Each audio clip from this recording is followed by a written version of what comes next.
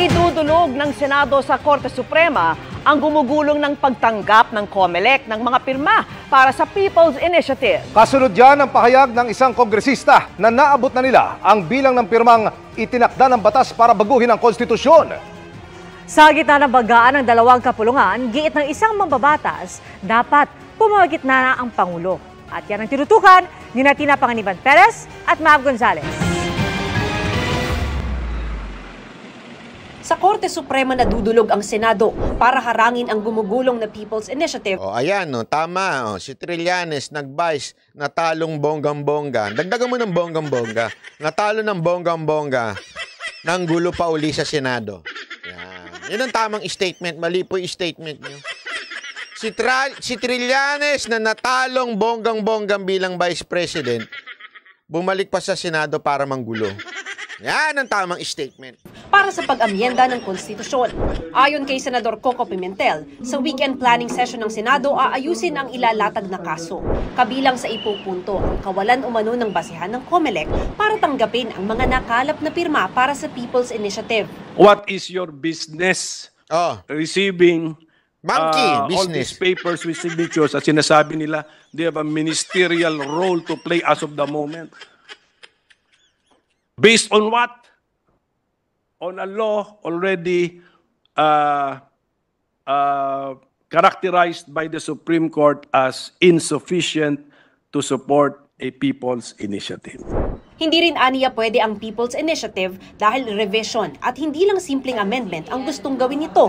Kabilang ang panukalang gawing joint voting ang pagbabago sa konstitusyon. Yung basic structure ng legislative branch ang binabago or kinukontra. Your experience in law and being a bar top notcher will help us. And we'll be finding this together. Suspendido na rin ang pagdinig ng Senado sa resolution of both Houses 6 o RBH 6 na layong amyendahan ang economic provisions ng konstitusyon dahil tuloy pa rin naman daw ang People's Initiative. Alam mo, grabe itong ginagawa ng Congress. Sobra talaga eh. Actually, may punto dito eh. May punto si Pimentel dito eh. 'Di ba? Ang daming batas na alanganin dyan sa PI. Malabo. Ngayon, pinagpipilitan pa rin po talaga nila. Kaya nga ako nagtataka kasi alam ko, akala ko ba nagsalita na ang presidente? Mr. President, bastos pala itong pinsan nyo eh.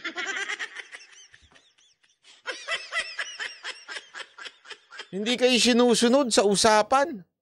Di ba sinabi nyo na itong PI it divides the nation? Kaya nga, Senate na. Pero bakit tuloy-tuloy pa? Mr. President, bastos ho ba talaga pinsan nyo? Tanong ko ho, Mr. President, yung pinsan nyo ba tumatay sa pinggan? Bastos eh.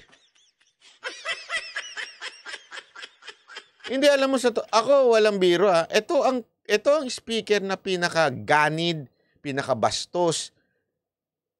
Sabi na ng presidente eh. Wag tayo maglokohan dun sa hindi independent kami. Sinong iloko mo, Brad?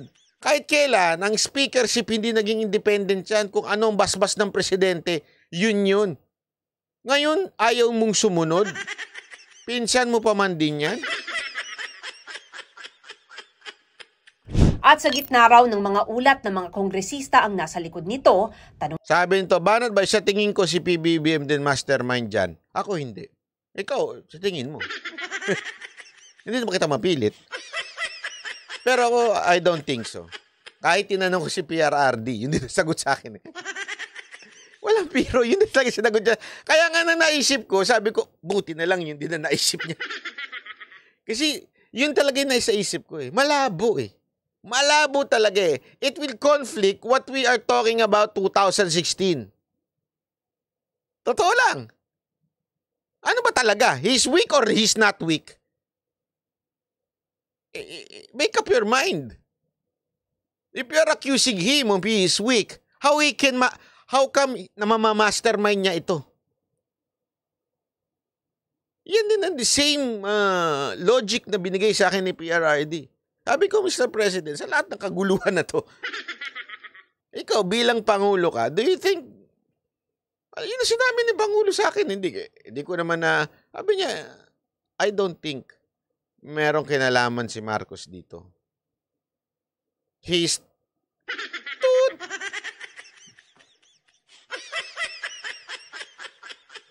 nila. Bakit dalawang paraan ng charter change ang pinapagulong? Habang hindi sinasangtabi itong People's Initiative, talagang ang mga nasa likod nito ay mga politiko talaga.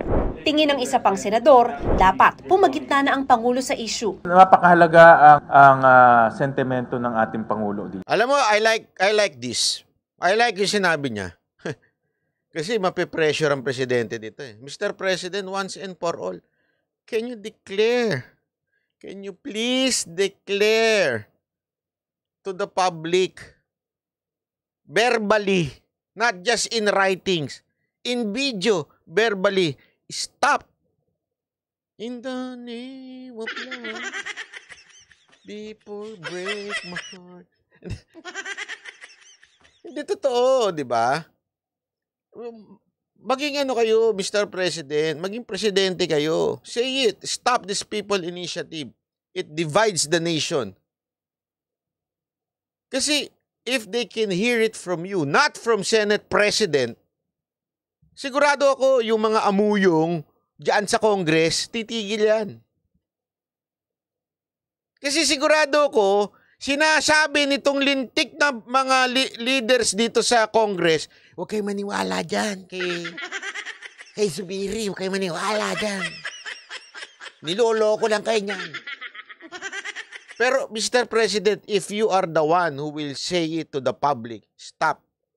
Kasi nangyari na yan eh, nung 'di ba, yung sinasabi ko nga yung impeachment ni VP Sara Duterte, nung sinabi niyang there is no reason to impeach. Tumigil ang Congress eh. Sana.